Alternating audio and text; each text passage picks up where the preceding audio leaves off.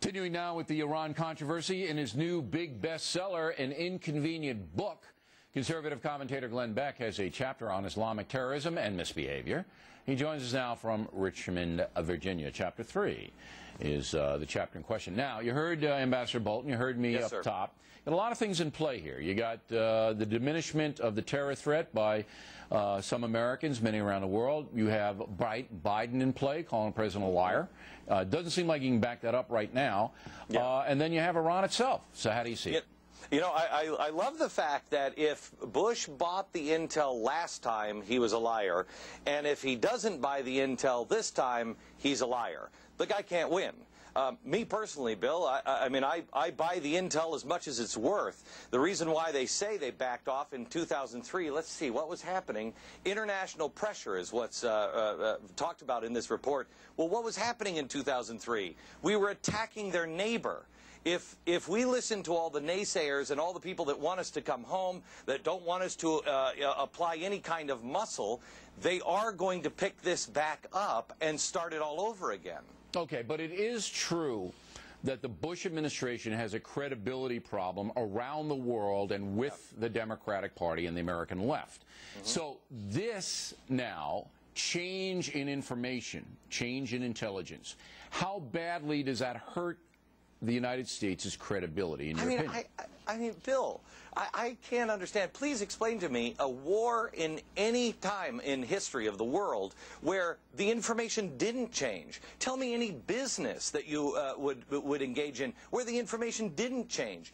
Information is constantly changing. It is constantly being updated. We need to look at the information and make the best decisions at the time that we can possibly make. With that being said, I think that we really need to start taking crazy people for their words. You know, in the book, I talk about Islamic extremism, which is something apparently you can't say now if you're down at the University of Florida. The college Republicans now have just last week gotten a very strong letter from the university because they played this film Obsession, which I know you're aware of.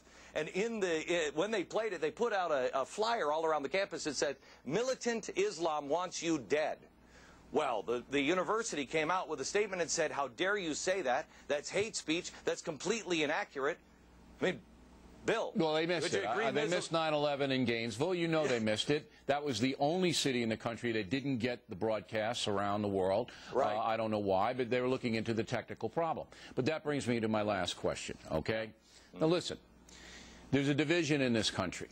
We played Dopey Jane Fonda, and the only reason I played her was because she epitomizes some Americans, and they're in number in the millions, that simply feel everything is our fault. This whole thing is our fault. War on terror is our fault.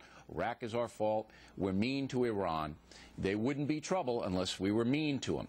Right. Have you ever thought about how those people have arrived at those conclusions, or why they think the way they do? Yeah, I think it's quite honestly socialist indoctrination that has been happening in our universities forever.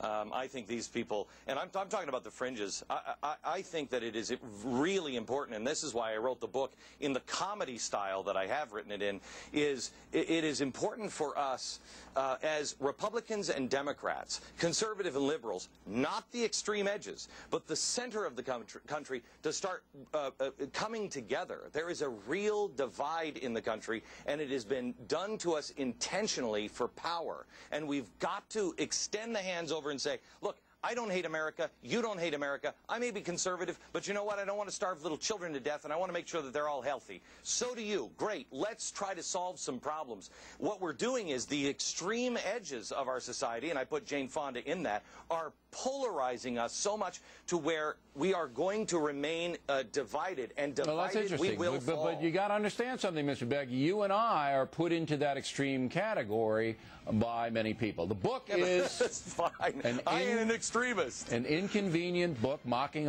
Al Gore, of course. How dare you? There he is, and we wish you the best. Thanks for coming on, Glenn. You bet.